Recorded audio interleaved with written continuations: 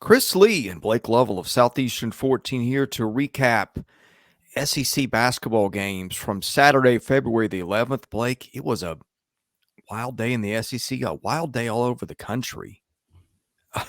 Predictability was not your friend yesterday, but if you like storylines and excitement, boy, that was the day for you. Full disclosure, we had a 9-year-old birthday party that involved most of my day. So I was hit and miss on what I did watch, but tried to stay in tune as best I could. But I know somebody was glued to the TV all day. And my goodness, you were rewarded with that in a number of ways with the drama and the action and the storylines yesterday. Well, we kind of expected it. It was one where the deeper you get into the season, the more that's on the line. And when you looked at the matchups, we talked about it. There were some that, even Kentucky, Georgia, we said, the way Kentucky's playing, it'd be hard pressed to believe it's going to be a blowout by any means. And obviously that goes the opposite direction. South Carolina, Ole Miss, I wish I would have went with my initial, thought when we talked about it was to say, I think South Carolina is probably going to win this game, but we decided to go the Ole Miss route because they were the home team. And yeah, the rest of the games, obviously, 5 of the 7 underdogs win. And that's just, how it works in this league sometimes is you just see kind of, again, that's kind of what it's been this season is it's been really hard to figure out outside of, and I'm going to say outside of 2 teams, but it's not the 2 teams that it used to be. Really hard to predict what's going to happen in this league. And the 2 teams I'm talking about are Alabama and Texas A&M. So I think everyone else it's been hit or miss in terms of just the matchups and those kind of things. So that made for a very wild slate and plenty of significant developments in terms of NCAA tournament resumes as well. No doubt. It's almost too much to unpack. And I think we'll obviously do that on some bracketologies this week. But Blake, I'm just going to go ahead and take my medicine off the top, okay? You know where this is going, don't you? Georgia and Kentucky? Are we No, no. I starting? mean that. Oh, I I thought we mean, were this, going in order. there's. Okay. Well, I mean, I'm just gonna. I'm gonna go in order of probably the most anticipated one. Then we'll go in order because I just want to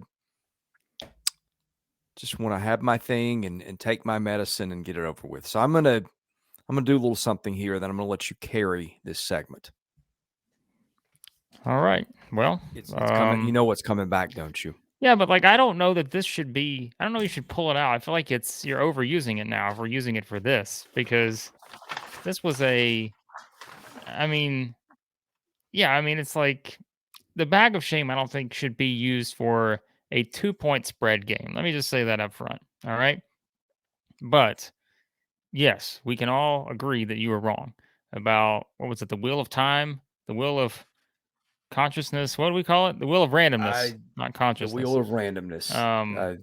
That's another Might have been called the wheel of stupidity betting against Alabama. Well, I don't know why you would have done that, but I don't know why anyone would have done that other than using your theory that randomness reigns supreme. But yeah, this was, this was the way this game played. I watch every second of this game, and the way that it played out.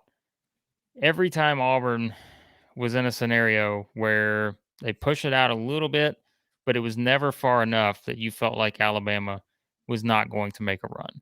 Like at every point in this game, they kept saying, well, Auburn had an answer for everything sort of Alabama did, but then it sort of flips in terms of every time, maybe you feel like Auburn's getting close to maybe pushing this thing just far enough out of reach. Um, it never got there, and it never got to double digits. I think their biggest lead was by 8 midway through the first half. And that's why, because it never got to that point, I just kept sitting back and thinking, all right, at some point, Alabama's going to make this run. And of course, they did right when they needed to. And that winds up being the game.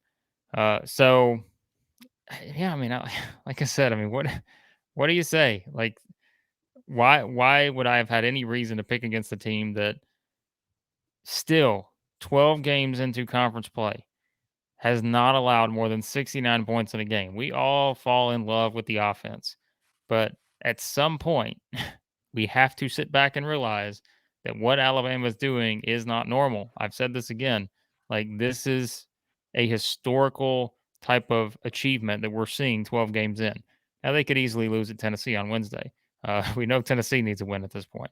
But what they've done now is go on the road, another hostile environment, get another win, and there's just not much that phases this team. I mean, again, it's just that's why, in my opinion, they are the best team in the country. And I will let you add your thoughts on the game. I've got more thoughts on it, but that's just kind of the starting point for me. Yeah, I mean, come on. Hard to talk through the bag of shame. Yeah, I mean, as I said, my rationale for making that pick was that at some point, right, Alabama is going to have a reality check. I think maybe that reality check came in Norman. What was it, 2 weekends ago now? Yeah.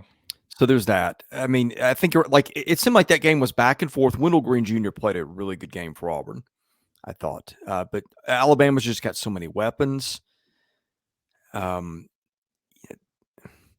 a lot of us were texting last night. You know, I was with you a little bit, some with some other friends. Like, Alabama's got to be the national title favorite at this point, right? I said this a month ago. Like, I mean, I know, but like, I'm just saying. Yes, you're like, right, but you go to Neville Arena in a rivalry like that. Yeah, you pull that one out. I mean, I'm going to say this, and this is not a knock on Auburn, but like, this is exactly what I said coming into the game. Like, and this can, this was Auburn's biggest game of the season, but in no way was this Alabama's biggest game of the year outside of just Right. the rivalry aspect. I mean, you're talking about a team that has done what it's done. It's gone to Arkansas and won by 15. It's gone to Missouri and won by 21. Obviously, you had the caveat there that Kobe Brown didn't play, but still, add that to the mix, right? Now they go to Auburn and win. They've won at Houston. Like, I don't know.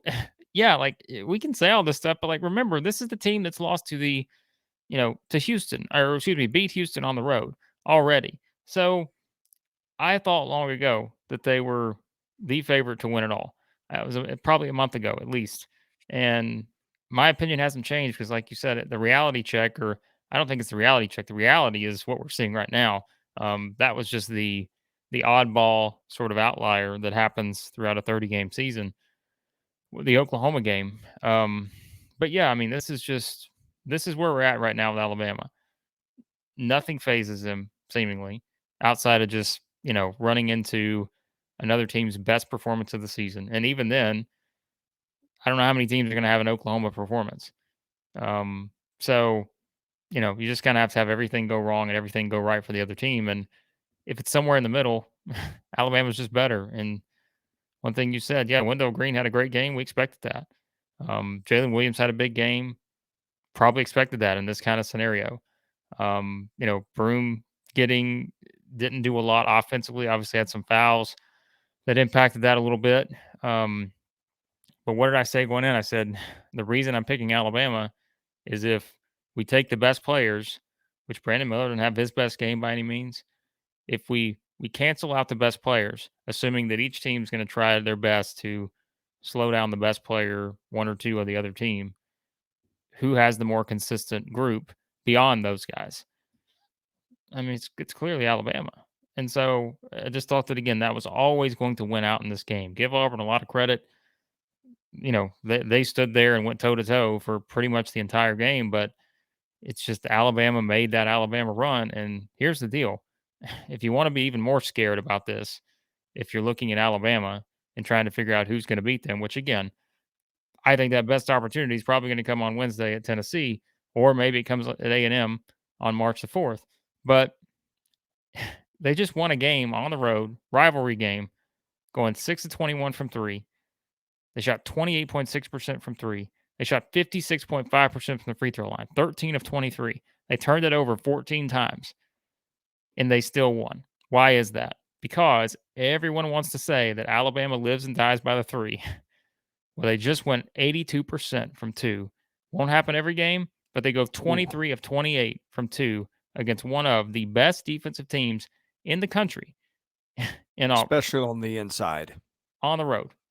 So, You can't tell me that this team can't do anything and everything in terms of how they can attack teams and just their ability to win games in a variety of ways. Yes, the three-point shot has absolutely helped a lot this season, and it'll help if they're going to win the national championship. They're going to need some big games from three because, again, you won't shoot 82% from two every game, and the missed free throws will come back to hurt you in games like that deep into the tournament. But for now, top to bottom, I think they're the best team in the country, and they're 12-0 in the league, and they still haven't allowed more than 69 points. So Georgia 75, Kentucky 68. CJ Frederick misses the game for Kentucky with the rib injury. I presume, I don't know, that maybe that was a holdover from the collision with the photographer a week ago or whenever that's been. Xavier Wheeler doesn't play again. I mean, Kentucky down 10 at half, makes a run, goes ahead. You're thinking, okay, finally that switch is flipped. It didn't. Georgia got Terry Roberts Jr. back, but Cario Quindo was kind of the guy that took over in that game, particularly the first half. I'm just kind of out of words on Kentucky here, Blake. I'm not. I mean, they're not an NCAA tournament team. Like, it's No. zeroed out. They're not in, and they've got a lot of work to do to get in. That was a loss you couldn't afford because you already had one of those. You had the South Carolina loss already. Now you had this one in the mix. Not as bad, but it's just not one you can afford at this time of year, especially given the remaining schedule. Kentucky's remaining schedule at Mississippi State, they're the underdog. Tennessee at home, they're the underdog. At Florida, probably maybe the underdog. Home against Auburn, who knows? 50-50. Home against Vanderbilt, less of a favorite than they were 2 weeks ago. At Arkansas, underdog. So I don't know. They're 7-5 in the league right now. I mean, are they a 9-9, 8-10-8 team? Even at that point, it's going to take a lot of work, I think, for them to get in because they just don't have the quality wins to support it. Now, like we just said, they're going to have some opportunities, but if they play the way they've been playing, I don't know why I should expect them to win those games. And maybe it is as easy as just getting CJ Frederick and Severe Wheeler back. Maybe that's going to fix a lot. I don't know because I now look at all the big games and even the games that now are not big. Georgia game felt like a bounce back spot, but it wasn't. There's no consistency. Their offensive awareness, I put this in my notes watching this game, is just it's not good. Like their offensive awareness in crucial points in a game, just not good. They don't take great shots. Their offense isn't set up the right way. And again, maybe that's I don't know what that is. Like there's a variety of reasons. Look, here's the thing too. They're not going to win many games when Casey Wallace doesn't score. I've said that before. I mean, he had 5 points, was not his best game here, and it just that there's not going to win many games like that. But still, no excuse for losing this one because you knew what was on the line, and to me, it's a mindset thing now. Like this is just what now you're seeing from this team, and what we've seen all season long is just when it comes to crucial games, the bigger games, they've got the win at Tennessee, they got the home win against Texas A&M, but the rest are just it's not a mixed bag. The rest are just their losses, and it's just their response, right? We wanted to know how they're going to respond to getting blown out at Alabama. Well, how do they respond? They lost at home to South Carolina. Then they get a little momentum going, right? Okay, good. They able to win on the road against Ole Miss after losing home to Kansas. I said I thought that was more about Kansas, but now it's okay. How do you react getting blown out basically at home against Arkansas? Well, now you go lose at Georgia. So just kind of the tail of the season for Kentucky, and they don't make the NCAA tournament, which they have an uphill climb at this point, because now when you look at I tweeted it out this morning. By the way, I don't know if we're recording this on Sunday. This will not probably go up until early Monday morning. We're going to get this out a little earlier for you guys because I know there's a lot of talk. But just as a note, so again, if there's any injury news or any of that comes out, we are recording this before the Super Bowl on Sunday. So Kentucky is now 45 in the net. They're 1-7 quad 1, 6-1 quad 2, 3-0 quad 3, and 6-1 quad 4. So, I mean, yeah, right? It's just that first column, which we'll talk about when we get to bracketology, we're going to do another video on that. It's just there's not enough there to warrant them being in right now. So disappointing loss for Kentucky, huge win for Georgia. What about Mike White? 15 wins now. They're 5-7 in the league.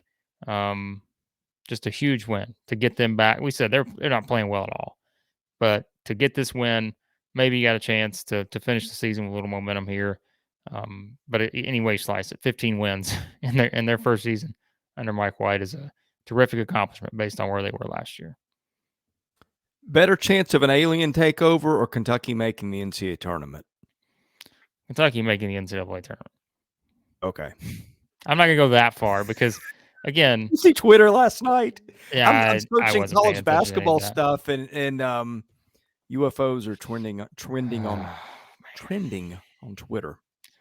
I don't know. I try to stay in the SEC bubble these days on Twitter.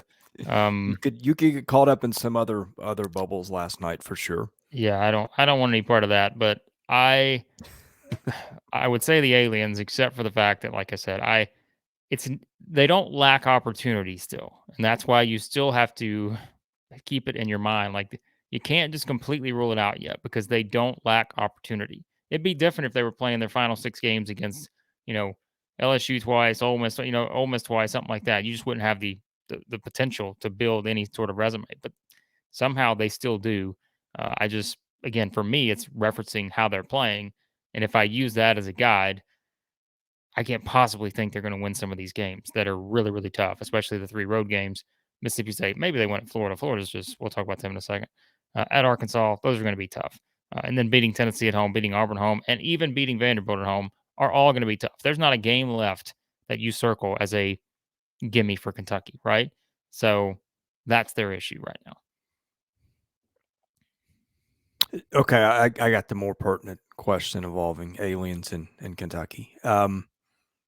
Who would get more out of the talent right now, John Calipari or a random space alien to land in Lexington and coach the team? John Calipari is still going to be my answer here. But you just not any fun today. Well, I just don't know what that alien, he may be. I don't know what kind of sports they play up there. So how can I possibly think he knows what basketball is? I don't know what sports they're playing. Are you kidding me? Have you seen these guys? I don't think basketball is probably their first sport. Slime. How are you going to hold on to the ball? Definitely not football. There's no wide receivers up there. So yeah, I don't. Please, it's still Cal. But if that's the comparison, we're going really far now into another dimension. And that's not good. If that's the question we're asking in mid-February, then Kentucky things have gone off the rails. Yeah. Right. Right. So no, I think if they don't make the tournament, all bets are off for me at that point. Because there's just a lot of unhappiness in Lexington. So, okay, we hinted at this one. South Carolina's played much better on the road. Ole Miss hadn't played very well much of anywhere. I guess G.G. Jackson is, and I heard a little bit of bits and pieces. I'm not finding much as I news search. There's not exactly a lot of coverage of South Carolina basketball. I guess G.G. Jackson is serving his time a little bit for the Twitter rampage and about not getting the ball enough the other night. He plays 12 minutes. Carolina wins anyway. It's the other guys. It's Hayden Brown, guys like that sort of delivered for them. Good win for the Gamecocks. There haven't been many, and Ole Miss just another moment in just an increasingly miserable season. Yep, strike up a bro throw win for me for South Carolina. 2-2 on bro throw. I tried. Alabama. I couldn't get anyone to take it. Well, Alabama -2 and South Carolina +9.5. I thought South Carolina +9.5 was I think we said it was the bro throw pick of the night or whatever we did when we did our predictions. I just felt too easy. Because again, it's just, I think you look at the way Ole Miss has played, they just have not, they've not been in that position to be able to just put teams away, which they won at South Carolina by 12. We talked about the first meeting, but South Carolina is playing better. And, it is, we're not going to sit back and say they're not. We talked about that for a couple of weeks now. Back when they're getting blown out, by 40 here and there, But now you can see, like I've said, give Lamont Paris credit. His team is not quitting. They're showing improvement. They almost had a chance to beat Arkansas at home. Now they go win at Ole Miss. We're to a point now where I don't think they're going to be the 14 and seed, in the SEC tournament. I think they're going to probably be higher than that, maybe 13 or 12. So I wouldn't have thought that several weeks ago. So give them credit for pushing forward. And like you said, I mean, you're basically doing it. GG Jackson only plays 12 minutes, and yet they still find a way to win this game. So that's significant. And again, that's a team that's taking a lot of bumps this year. So give South Carolina credit for the win. And on the Ole Miss front, just not a good loss here as they move to 2-10 in league play. Vanderbilt. Mike, Vandy loses 57 points at Alabama a week and a half ago. Has not lost since. I know this is hard for some people to grasp, but it's crazy what happens when you play your best players more. We have talked about Liam Robbins, how he's very underrated. Liam Robbins gets, 32 and 10 and 4 blocks, gets the best of Colin Castleton, who'd been one of the best 3 or 4 players in the league. I don't think you want to play Vandy right now, Blake.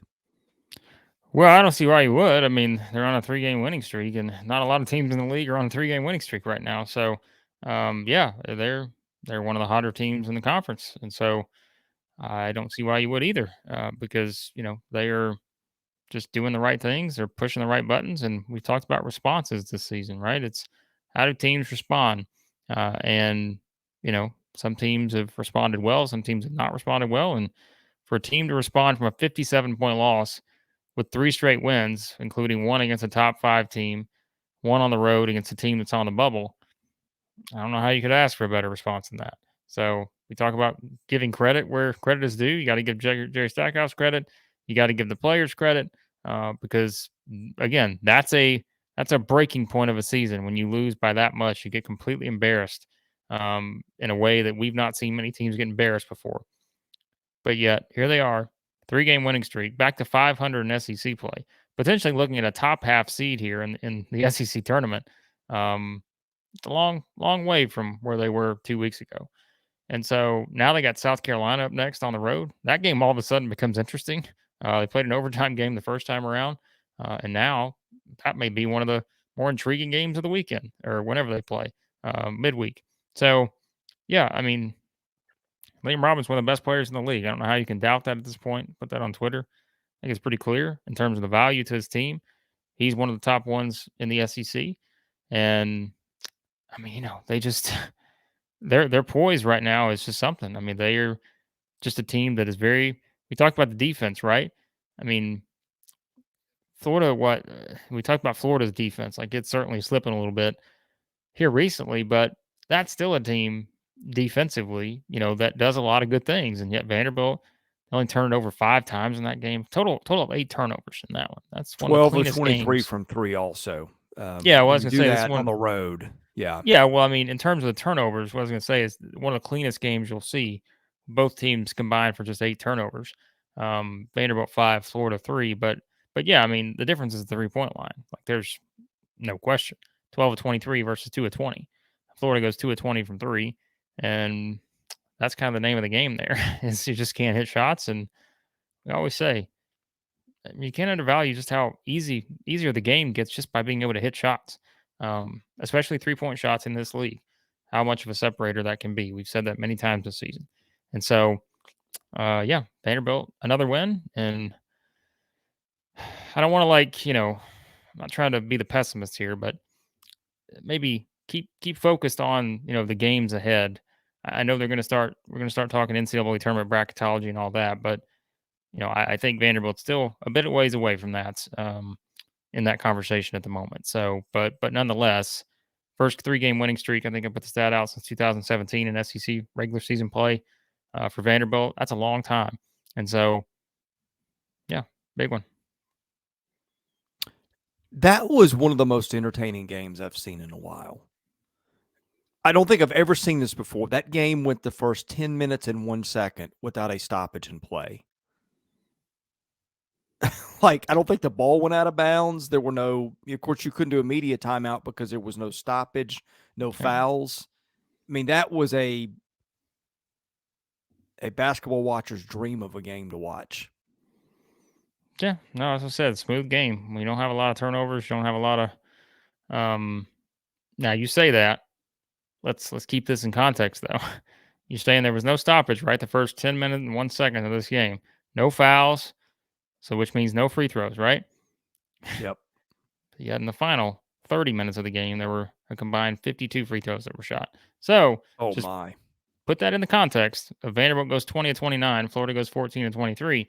So nice first 10 minutes. Maybe not, the best final sequence, but yeah, it was a good game. Very well played on both sides and making shots can be easy, to do, and that can be the separator. And here they are, Commodores, back in business here. So If we did this gymnastics scale or diving, where they have a degree of difficulty, the degree of difficulty of Tennessee losing its last two games in the way it did would have to approach a 10. If you didn't see that thing in Knoxville yesterday, Tennessee's got a 2-point lead. Santiago Vescovi is a really good free throw shooter, although he's the one that missed the front end of the 1-and-1 that helped cost him the Vandy game on Wednesday.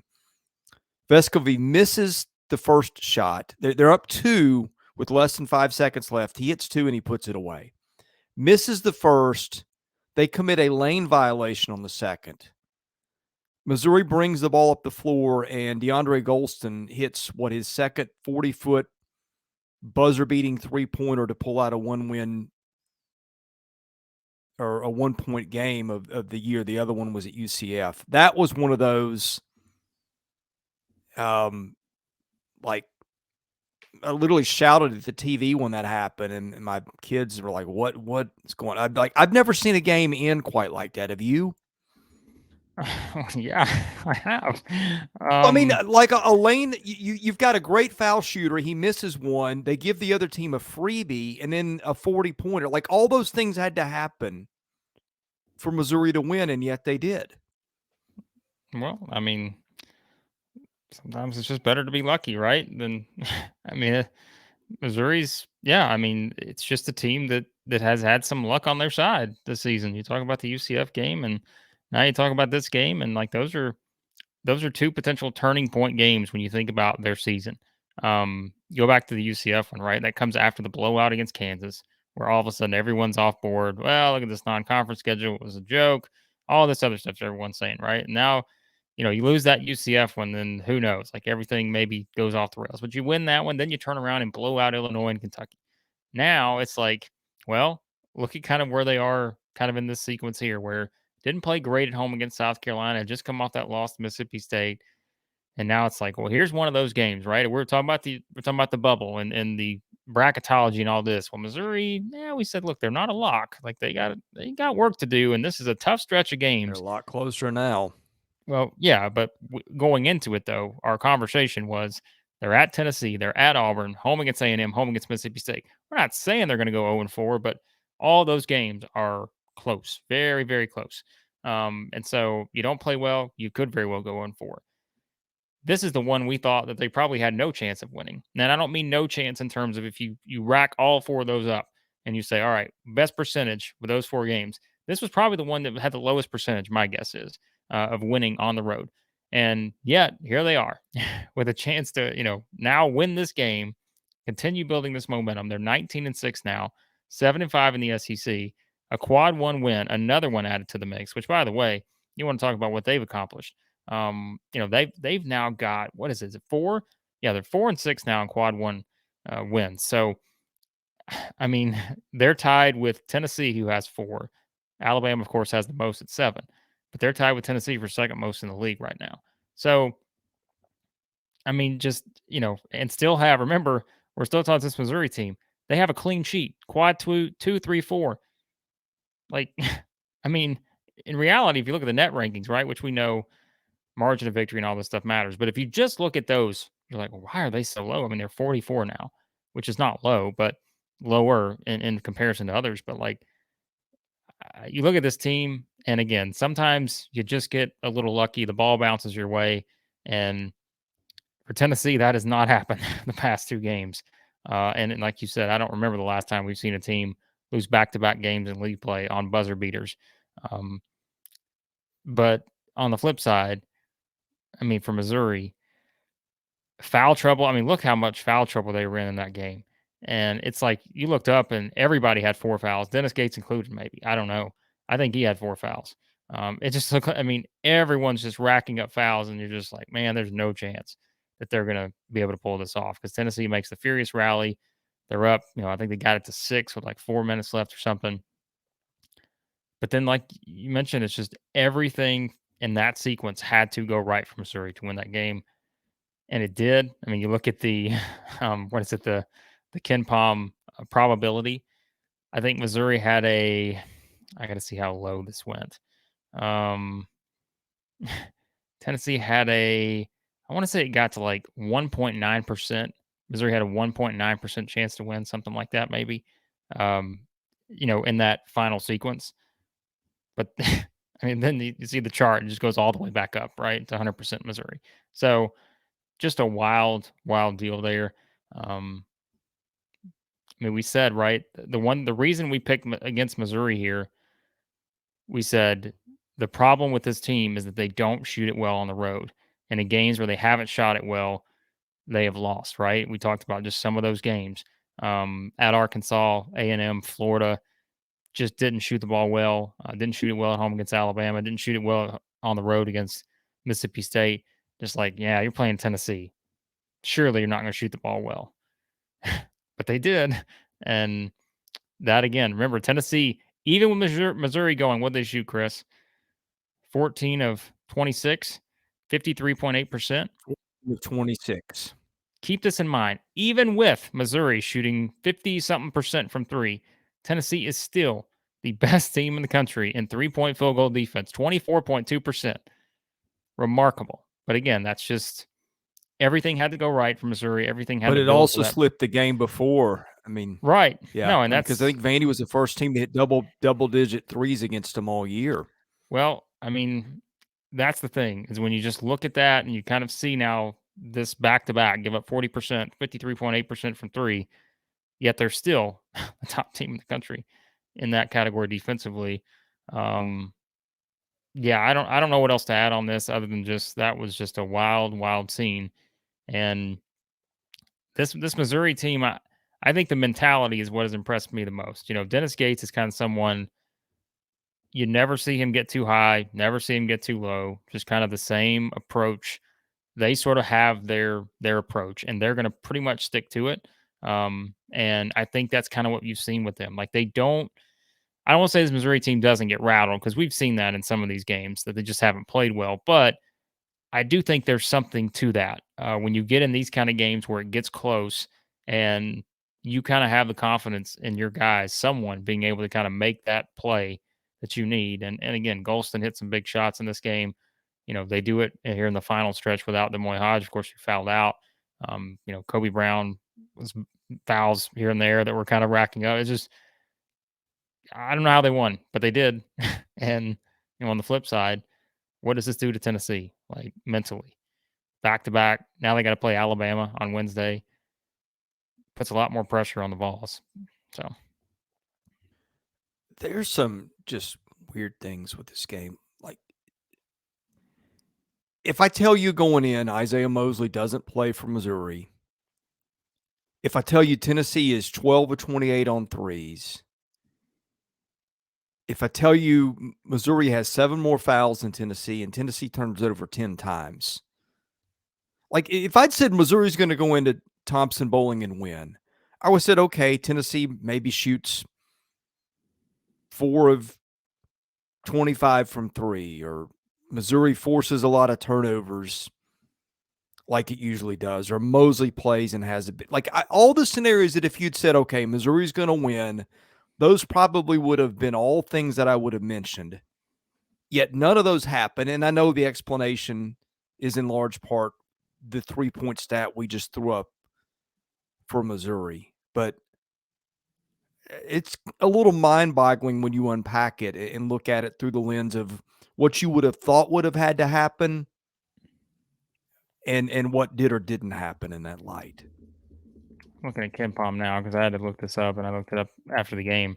Tennessee's still 5 in KenPom, by the way, I Well, believe. Tennessee's still 3 in the net. Like, again, find you someone that loves you as much as the net loves Man, Tennessee. you know what Gary Parrish's term for this is, don't you? I don't. Computer trickers. Well, then that's what they are, because they have tricked the computers, because they have only dropped one spot. They were stuck at 2 for half a century, and now they're at number 3. So Alabama's moved ahead of them to number 2. So but again, that's why Tennessee, barring just losing a lot of games down the stretch here, is still going to be in a good position from a seeding standpoint. But KenPom's luck rating, who's the top in the SEC this season? Missouri is the luckiest team in the SEC according to KenPom. I think 20th nationally. I happened to look this up this morning. 22nd. Yeah. Their number 2 is it's Alabama. But again, remember that's in the The second luckiest? Yes. Yeah, in the league. Got you. Okay. Yeah. So, I mean, I think, again, you have to kind of look at those. But like I said, guess what? When they fill the NCAA tournament committee, they don't care what the luck rating is. They don't care about any of that stuff. They're 19-6, and some seasons you're going to have some luck fall your way. Some seasons you're not. And boy, does Missouri.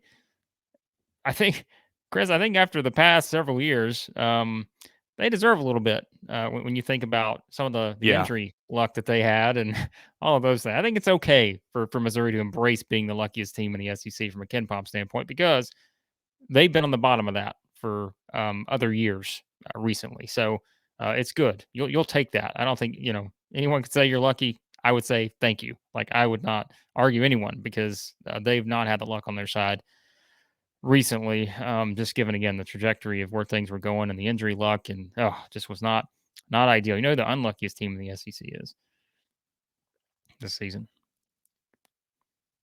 Any guesses? Florida? It's close. Yeah, Florida's the unluckiest. Ole Miss is pretty close to that. So, yeah, just Okay. KenPom That's rating. why the computers love Ole Miss and Florida so much. Yeah. So, there you go. I don't think we have anything else to add on the Missouri front, because I know you want me to add something else, but I know you want me to put something on the screen, but that's okay. You're not going to do it just to spite me, aren't you? I'll withhold it, because I don't want to assume there's any bias whatsoever. No.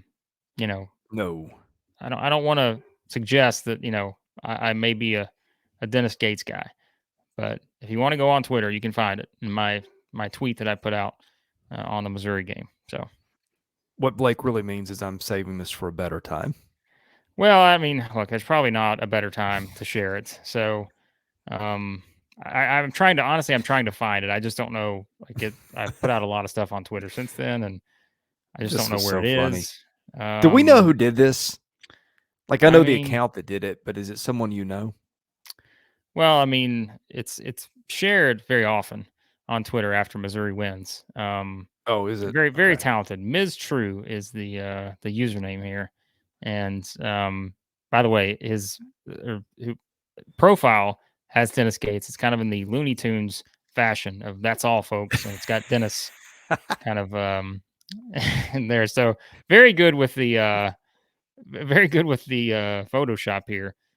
So a lot of credit goes there. All right, you want me to share it, don't you? You're not gonna, of course, I probably do. let me get away with this. All right, let's do this quickly. We've talked about Missouri a lot, and again, I don't want to act like there's any bias here as Dennis Gates' agent, but look, I did not craft this. I do not support this suggestion that I have any bias whatsoever towards Dennis Gates. I just want to say that quickly. I do not support this. I do not commission this photo. So, but hey, you gotta let the people do what they're gonna do. And I mean, yeah, that's all I got, Chris. The photo's Can not you blow accurate, that up a little bigger? No, I can't. I don't think I can. I think that's as much as it'll go. So, anyways, all right.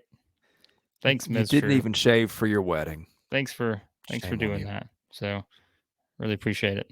All right, on to the next game, please. Enough of this Missouri talk. I'm just kidding.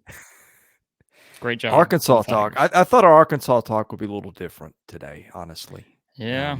Nick Smith Jr. And I didn't get to see but maybe 2 minutes of this game. So I'm going to lean on you here. Man, big win for State. I'm very interested the next time we do our deep dive into the bubble because State is racking up some big wins now. I mean, that was the thing that we always said, that State is putting itself in position to be in position, and now Marquette, TCU, Missouri, and now a road win at Arkansas. Yeah, we are planning to do bracketology on Monday. That's my suggestion here. I think we're going to try to pull that off. So, because I know everyone's going to be interested in kind of seeing where things have fallen since these games. And here's where Mississippi State is now. They're 40 in the net. They're 3-5 in quad 1, 2-3 in quad 2, 4-0 in quad 3, 8-0 in quad 4. So they are also in a good position in that. They've avoided the quad 3, quad 4 losses. They need to keep it that way because that can happen at Ole Miss or home against South Carolina. Those are the two chances for that to happen now, because the Vanderbilt one, that's on the road, and Vanderbilt, I think, is going to be in a better position to where I don't think there's going to be any kind of jeopardy of that being a bad loss, which is, again, a product of Vanderbilt playing a lot better.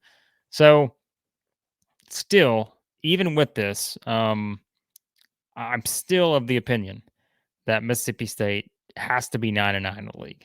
Even I know they got this win, but I think they've still got to get to 9-9. I just think at 8-10, I just feel like it's a hard sell. And history would suggest this, by the way, if you didn't hear our podcast on Friday. I think I'm using the historical aspect of that because, like we said, it wouldn't be unprecedented because Alabama did it not long ago. But that's the only one in recent history that, that's not been the norm. That's just been kind of a random thing. So I think when you look at it from that standpoint, they're still chasing 9-9, which now you get this win. This is one I don't know that we maybe would have given them. I thought there'd be a lot more pressure going into these final 6 games, but now it's like, all right, 4-2 sounds a lot better than where it was before. So 4-2 with a schedule of Kentucky at home. Mississippi State's going to be the favorite in that one. They're going to be the favorite on the road against Ole Miss. They're at Missouri. That's a tough game, but I think we've already seen. I think they match up well against Missouri with how they play defense. Home against A&M, that's a tough one. Home against South Carolina, they'll be the favorite in that one. Out on the road against Vanderbilt, that's a tough matchup, I think. I think it is that. Like, I still think they got to get to 9-9. Or let's say they get to 8-10 and they win at least 2 in the SEC tournament. Then maybe you've done enough to convince at that point. But anytime you're on the bubble, I always say, sometimes it's not just what you do, it's what everyone else does around you. And so bids are going to be stolen, all that kind of stuff. That bubble starts shrinking. So that's bigger picture for Mississippi State, which we'll talk about in the bracketology. But for this game, yeah, I mean, they defended again. I mean, their defense, as we've said, and I said this to someone on Twitter, Charles on Twitter. I said, look, the defense is always going to give them a chance to beat anybody. They're so good on that side of the floor. They're physical, the way they play. They're always going to be right there with a chance. Like, this to me is not the kind of team. Go back to that the Tennessee game. They got blown out at Tennessee, over a month ago. They've come a long way from that, in that I don't see Mississippi State as a team that's just going to get blown out against anybody. Because I think they're going to show up defensively, and they have shown up defensively. 4 straight games now. South Carolina, 51 points. Missouri, 52. LSU, 53. Arkansas, 64. Like, that's what they've given up in 4 straight games. And so credit to them. I mean, they just defend. And, I look at it from that standpoint, and the way they can play defense, they're always going to have a chance. But it's like, when they're more efficient offensively, which that's always been the question, right? Can they be efficient enough? They only shot 10 threes, but they made 6 of them. Like, that's the efficiency you need to see from Mississippi State if they're going to be a team that makes the tournament and can win some games. Is because, remember, they're the 357th team in the country in three-point percentage right now.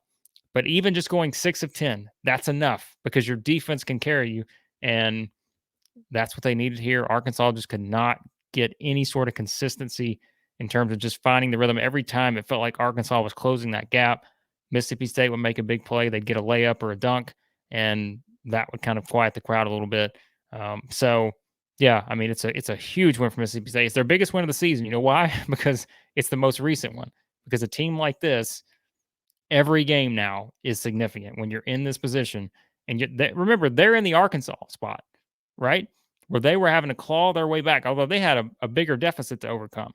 They start 1-7 in league play, but they're kind of like Arkansas in that they know they have to get that number up high, to be in the conversation. And so they're still 2 games under 500. But man, if they can beat Kentucky on Wednesday, it's a huge, huge step forward. All right, the nightcap. Hold this on, one quickly. actually got. Nick Smith. Oh, We didn't yeah, mention yeah, him. yeah. So, I mean, he came back, and it's kind of what you expected. Like, he wasn't going to play 40 minutes in this game. Like, I think Arkansas fans knew that coming in.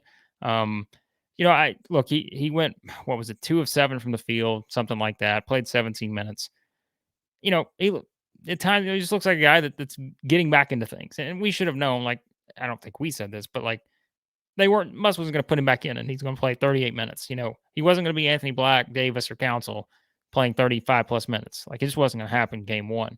But what you can see, for me at least, is he's going to open up their offense to allow them a lot more opportunities for what they can do and how they approach the offensive side of the floor.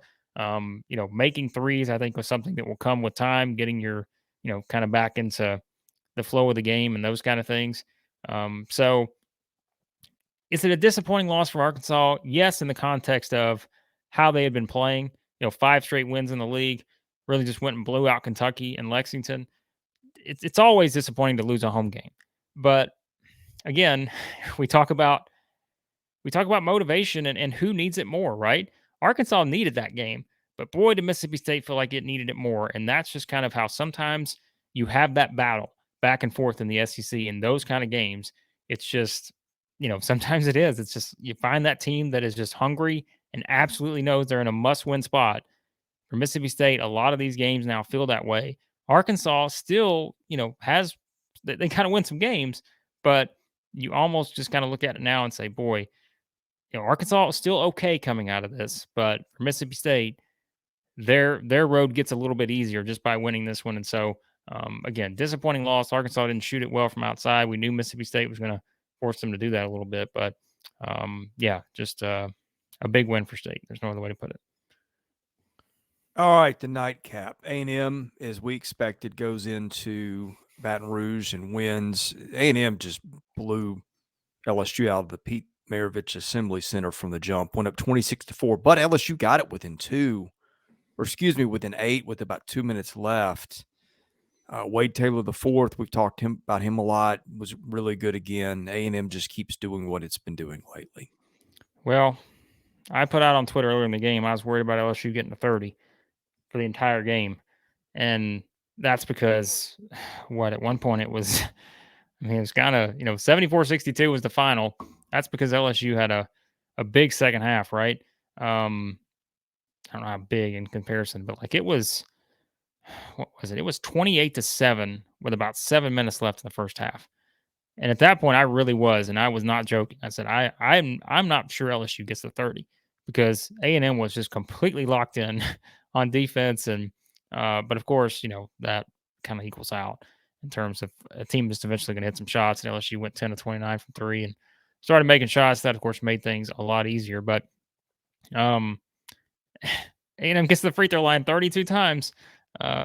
Look, folks, I know there are going to be some people that aren't happy about this trend, but they are still one of the teams that shoot more free throws than any team in the country.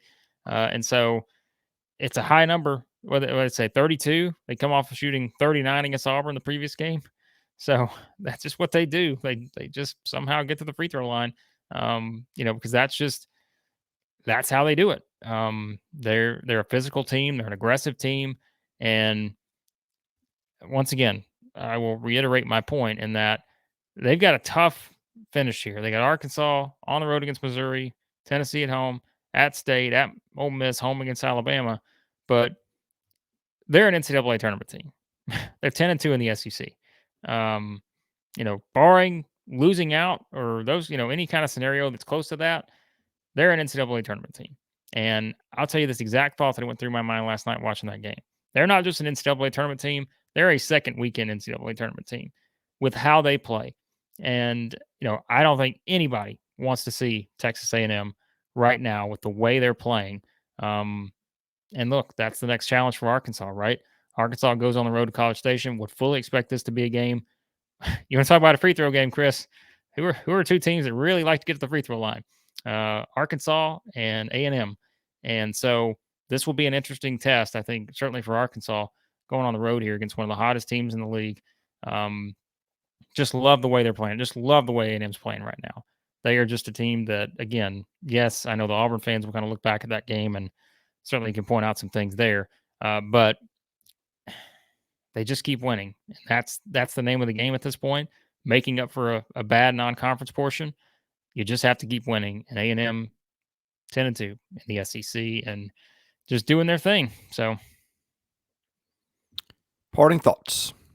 Yeah, we'll have a lot more stuff to come. As we said, we're doing an unusual Sunday recording here that we're going to put up earlier on Monday. Sometimes, we get it out about midday, but this one will go up early in the morning on Monday, so that way you guys can get it early. Anything else? I mean, we'll have more bracketology. We'll have all kinds of stuff. I mean, again, it's another big week of SEC basketball, but guess what else starts this week, Chris? I think you know this. SEC baseball season gets underway. We got more team previews coming there. We'll have some more football stuff as usual. We're also launching as we said, our first women's basketball show. We're going to have that coming up on Tuesday. So you can jump in there if you enjoy the women's basketball. And then we just got a lot of other stuff in the works. We're going to have kind of some other outlets you guys can follow us on. Some of our written work that we're going to be doing a little bit more of now. So, man, a lot happening here at Southeastern 14 for now. Best way to get it, hit that subscribe button. Hit the like button, too, if you don't mind. That helps us get found. He's Blake Lovell. I'm Chris Lee. We're Southeastern 14. We'll see you again soon.